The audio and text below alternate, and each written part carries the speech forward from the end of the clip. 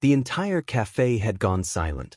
Rain hammered against the windows, thunder rolled beyond the skyline, and every single eye in the room was fixed on one man, Nathan Drake, the billionaire everyone feared. But he wasn't shouting orders now. He wasn't firing anyone or commanding attention. He just sat there, silent, humbled, staring at the young barista who had just said the one thing no one in his world would ever dare to say aloud. "I serve people, Mr. Drake," she whispered, voice trembling but steady. "Not egos." No one breathed. Even the soft jazz that usually filled the Silver Bean Cafe had fallen quiet. The woman behind the counter stood tall, her apron damp from the rain that clung to her hair, yet her eyes burned with quiet fire. And the man who owned everything, whose name could make investors panic and politicians bow, suddenly had nothing to say. How had it come to this? How did a man who ruled boardrooms with fear end up silenced by a single act of courage inside a tiny neighborhood cafe? And who was this woman, this barista who had somehow reminded him of everything he'd forgotten? To find out, we have to go back to the night when power met humility, and only one walked away changed. If you believe kindness still matters, if you still believe compassion can transform even the coldest hearts, take a moment to like this video, subscribe to Golden Tales, and tell us where in the world you're watching from. Because this is the story of how humility brought a billionaire to his knees. In the heart of downtown Seattle, under a gray sky that seemed to mirror his soul, stood the glass tower of Drake Innovations. Nathan Drake, founder, visionary, and rumored perfectionist, was both admired and feared. He could turn a company into gold with a single partnership or destroy it with a word.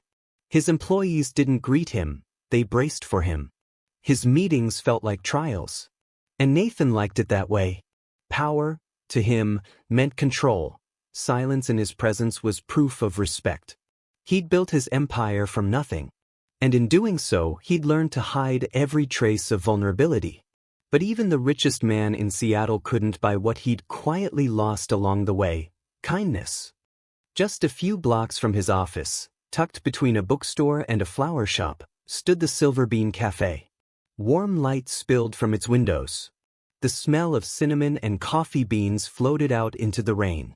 Behind the counter, Maya Thompson moved with tired grace, wiping tables, pouring espresso, greeting each customer with a sincerity that couldn't be faked. At 27, she worked double shifts to help pay for her mother's chemotherapy and support her younger brother's dream of studying architecture. Life had taught her to bend without breaking, to smile even when her hands ached. That Friday night, the rain was relentless. The manager rushed in, his tie crooked, his voice panicked. "Maya, big night. Private reservation for a VIP. Nathan Drake himself." She blinked. "The Nathan Drake?" He nodded. "Just don't look him in the eye too long, don't talk unless spoken to, and for heaven's sake, don't mess up his order." Maya tied her apron tighter and smiled faintly. "He's human, right? Then I'll treat him like one." At precisely 7:30, luxury cars pulled up outside. Umbrellas opened, flashes of polished shoes and dark suits reflected in the puddles. Then Nathan Drake entered, tall, immaculate, and radiating impatience. The entire cafe seemed to shrink. The manager nearly bowed. "Your table, Mr. Drake. Right this way." Nathan's gaze swept the room, analyzing, judging. His watch alone could pay the cafe's rent for a year. He didn't smile. He didn't need to. "Make sure everything's perfect," he said flatly. "I don't tolerate incompetence." Maya simply nodded. "Of course, sir." As the evening unfolded, Nathan found fault with everything: the temperature of his coffee, the lighting, even the background music. His voice carried, slicing through the cozy warmth like glass. Maya remained calm, her politeness unshaken. But inside, she felt the sting of every word. When she reached to refill his cup and her sleeve brushed his jacket, Nathan snapped, loud enough for everyone to hear. "Do you even know how to serve properly? Or did they just drag you in off the street?" The words hung heavy in the air. The jazz faded. Conversations stopped. And then Maya spoke, not loudly, but with a clarity that cut deeper than anger ever could. "I serve people, Mr. Drake," she said. "Not egos." For the first time in years, Nathan Drake went completely still. Before anyone could react, the cafe door burst open. A young man stumbled in, soaked to the bone, holding an envelope over his head. "Maya," he shouted. "They accepted me. I got the scholarship." It was her younger brother, Eli, 20, all heart and hope. He hugged her, laughing and crying at once. "I got the Drake Foundation scholarship. Maya, I'm going to college." The customers smiled. Even the manager's eyes softened. Nathan looked up, startled. "What scholarship?" he asked quietly. Eli turned toward him, grinning. "Your company's scholarship, sir. You said in an interview, talent can come from anywhere, it just needs a chance." Those words kept me going when I wanted to give up. Nathan blinked, genuinely speechless. Then, softly, "You're his sister?" Maya nodded. "Yes. I didn't want charity, just an honest job to help him reach where he deserves." The silence that followed wasn't awkward, it was awakening. Nathan looked around the cafe, the modest walls, the strangers watching, the barista standing before him with quiet dignity. Something inside him cracked, something long buried under years of arrogance.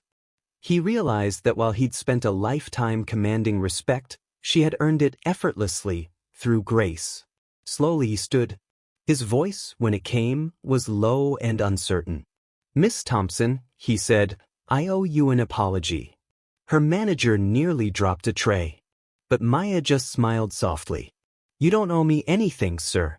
Just treat people kindly. Sometimes power blinds us to the things that really matter." Nathan nodded, his composure slipping for the first time in public. He left a generous tip, not for show, but for gratitude, and walked out into the rain, his reflection disappearing into the dark glass of the city. Days turned into weeks. Back in his tower, Nathan found himself distracted. The numbers, the meetings, the endless race for innovation, none of it stirred him like before. He'd built a world of machines, yet it took a single conversation with a barista to remind him of the humanity behind every screen. Late one night, he stood alone in his office, rain streaking the windows, thinking of her words. "I serve people, not egos. Kindness shouldn't need an audience." He realized he'd been leading with fear, not inspiration. And he hated the man he'd become. The next morning, Nathan gathered his executives.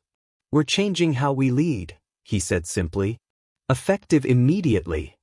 They exchanged confused glances as he announced the Humanity Initiative, new scholarships, mental health programs, empathy training for leadership. When the press asked why, Nathan's answer was brief. "Because someone reminded me what success really means." A month later, as another storm rolled through the city, Nathan returned to the Silver Bean Cafe. No assistants. No bodyguards. No suit. He wore a gray coat and carried a small envelope. Maya looked up from the espresso machine, surprised. "Mr. Drake." He smiled faintly. "Just Nathan tonight." He ordered a simple black coffee and waited patiently like everyone else. When she brought it over, he slid the envelope across the counter. "For your brother's tuition," he said. "And a little extra, for you. You reminded me why I started the foundation in the first place." Maya hesitated, then nodded gratefully. "Thank you, Nathan. But remember, kindness isn't something you buy. It's something you live." He met her eyes and smiled. "I know that now." As he left, the doorbell chimed softly, and for the first time in years, Nathan Drake felt lighter. That night, Maya stayed late cleaning the cafe. Her coworker whispered, "You made Nathan Drake apologize." The Nathan Drake. She smiled. No one's powerful if they forget their humanity. Across town, in a high-rise office lit against the rain, Nathan stood by the window. He wasn't thinking about profits or competition anymore. He was thinking about a barista with tired eyes and a fearless heart who'd changed him more than all his success ever had. Kindness doesn't trend. It doesn't make headlines every day. But sometimes, in a small cafe on a rainy night, kindness lights a spark that changes everything. Nathan Drake had spent his life chasing power, until a single act of courage showed him that real power lives in humility. Because true power isn't in wealth or fear. It's in compassion, in empathy, in seeing the human being in front of you, not their status, but their soul.